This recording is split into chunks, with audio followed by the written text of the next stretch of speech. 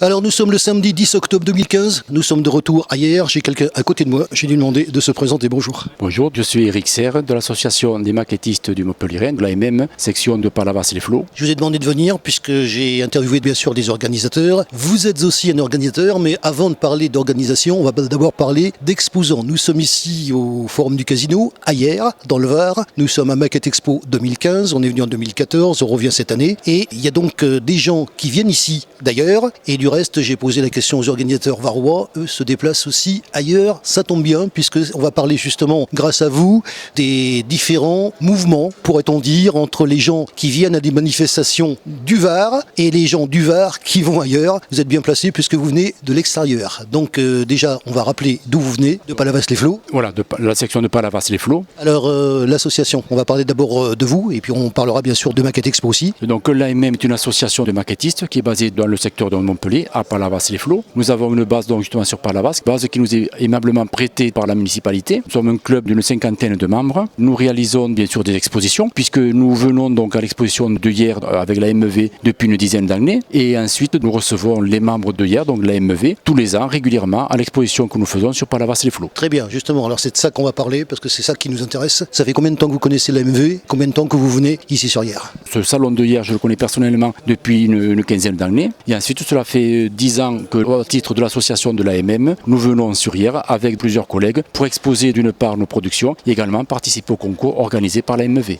Cette année, qu'est-ce que vous exposez? Alors, cette année, nous avons majoritairement des blindés, mais également donc, du camion. Cela varie également selon donc, les collègues, selon leur disponibilité, qui peuvent venir ici proposer soit les mêmes objets, soit également de l'aviation, 48e, 32e, donc plusieurs échelles, d'autres camions, du véhicule civil, donc des motos, des voitures, des sous-marins, d'autres maquettes que l'on trouve dans le commerce. Justement, vous venez de Palavas-les-Flots à Hyères. Comment ça se passe, disons, au niveau de la ville, au niveau du forum et au niveau de l'association qui vous reçoit? Eh bien, nos rapports sont excellents donc, avec la MEV, puisque bon, la preuve, c'est que donc, nous venons donc, régulièrement, donc, quasiment tous les ans sur cette exposition de la MEV, et également, eux viennent tous les ans donc, sur l'exposition que nous faisons à Palavas, que nous faisons donc, au mois de février. Et l'année prochaine, cette exposition aura lieu les 20 et 21 février en 2016 à la salle bleue de Palavas. Et bien sûr, nous comptons déjà sur les membres de la MEV qui s'y est déjà inscrite pour venir chez nous. Alors, vous êtes ici en tant qu'exposant. Comment ça se passe quand on est, cette fois-ci, organisateur? L'organisation, effectivement, au niveau d'une association, prend énormément de temps tout au long de l'année, puisque outre la préparation matérielle, c'est-à-dire la réception d'une part des exposants, mais également des professionnels, il y a donc toute l'organisation matérielle auprès de la municipalité qui nous prête ou nous loue disons, le local. D'autre part, il y a toutes les règles de sécurité qui doivent être observées. Il y a cela, donc il y a l'établissement et le suivi des dossiers au niveau sécurité pour que nous soyons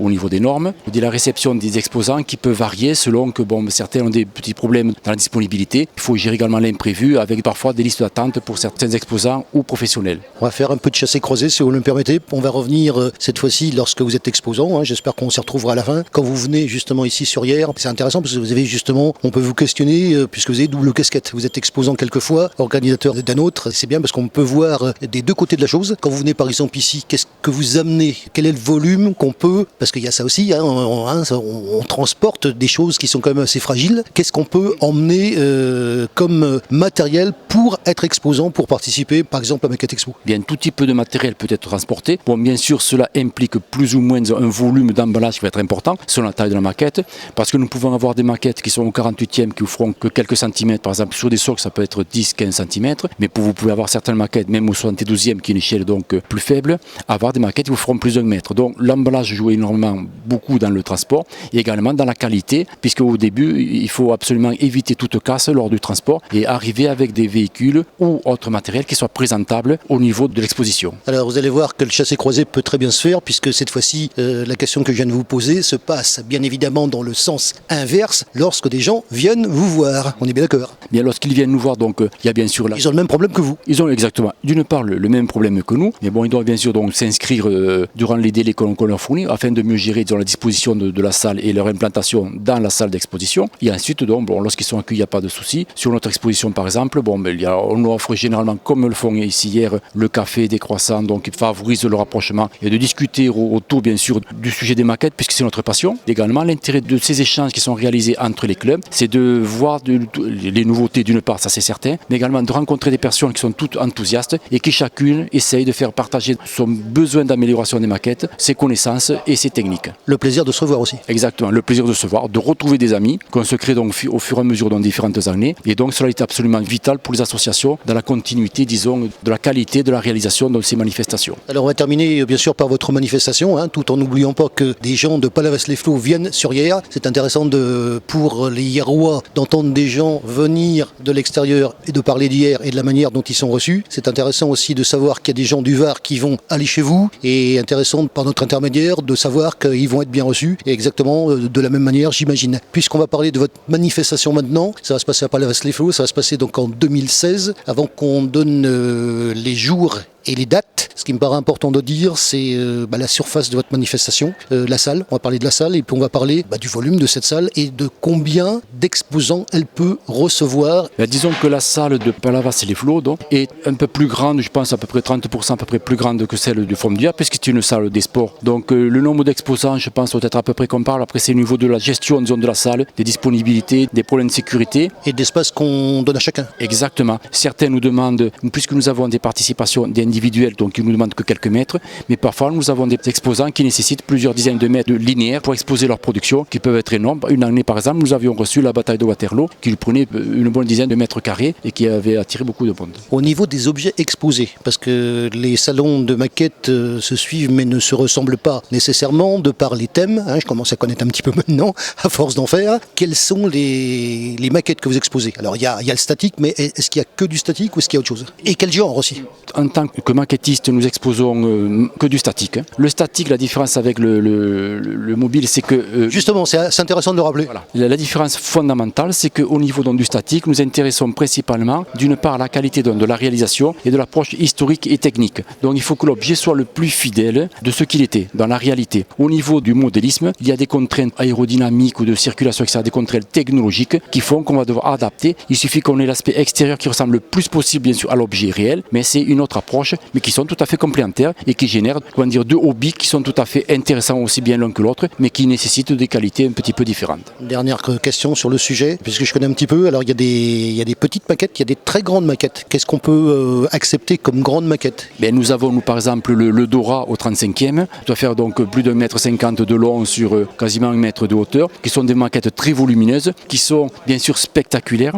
La taille de la maquette n'est pas un facteur, disons, extrêmement important. C'est surtout au niveau de la richesse, dans le type, par exemple, de l'objet qui peut être plus ou moins insolite. On a des objets de plus en plus qui sont anachroniques, qui sont couverts donc, par pas mal de fabricants de plus en plus, ce qui est absolument important pour nous. Des objets auxquels on n'avait jamais pensé ou on avait rêvé pendant très longtemps commencent à sortir actuellement, donc, au niveau donc, aussi bien en aviation qu'en véhicule, mais également c'est la richesse au niveau des dioramas, c'est-à-dire donc, de ces présentations des mises en scène, où on peut avoir sur une surface réduite une richesse de la maquette en elle-même, mais également de tout l'environnement qui recrée vraiment une situation, une scène qui va, disons, plonger la personne qui le voit à l'époque, en ce moment-là, et donc faire l'intérêt de cette maquette et de ce diorama. Je peux qu'aller dans votre sens, puisque quand on regarde un petit peu ce qui se passe ici à Maquette Expo, c'est vrai qu'on a donc les objets, mais on a aussi l'environnement des objets qui compte apparemment pour beaucoup. Exactement, voilà. L'environnement se permet, disons, de replacer l'objet dans son contexte historique, son contexte géographique, d'amener un sentiment, une certaine perception de cette époque-là, et de replonger dans les événements, dans ce qui a fait l'histoire de notre pays, mais également au niveau du monde entier, tant au niveau donc, des maquettes peut-être guérilla, mais également au niveau technologie, sur les camions, les véhicules, etc., qui ont marqué l'histoire et qui sont autant de repères pour notre vécu au niveau de la société. On va parler maintenant de votre manifestation, à vous, puisque les Varois vous reçoivent, vous allez les recevoir bientôt. Ça va être le 13e salon de la maquette, 13e édition. Ça va se passer dans la Palavas-les-Flots du 20 au 21 février 2016. Quand vous faites une manifestation comme celle-là, je pose,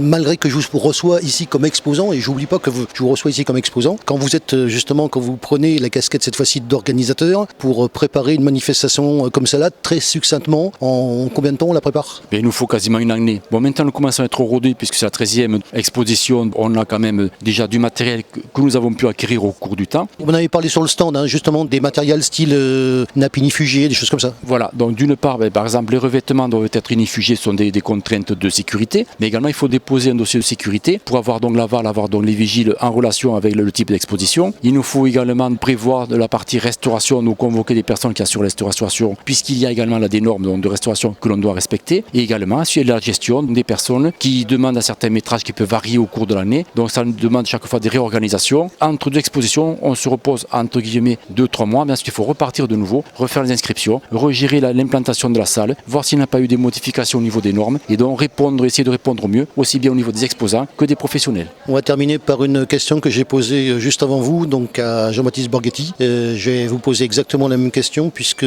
vous organisez, mais vous venez aujourd'hui et demain à hier, samedi, dimanche, puisque ça se tient ici sur 2 jours, je profite d'ailleurs pour le rappeler. Mis à part cette manifestation varoise, combien d'autres manifestations vous faites dans l'année? Vers quelle ville vous vous déplacez? Globalement, nous faisons surtout des expositions sur Hyères. On va de temps en temps également aux expositions d'Albi. Mais les déplacements que fait le club sont souvent des déplacements liés à des voyages d'études dans l'étranger. Ça nous permet de répertorier pour beaucoup de véhicules, avions, une richesse, une iconographie extrêmement importante donc en photo qui permet de répondre aux besoins du maquettiste, puisque comme nous l'avons parlé tout à l'heure, les maquettes réalisées doivent être les plus fiables et les plus proches de la réalité. Donc on peut nous traiter parfois de compteurs de boulons, mais ça fait partie des dérives bien sûr de toute passion.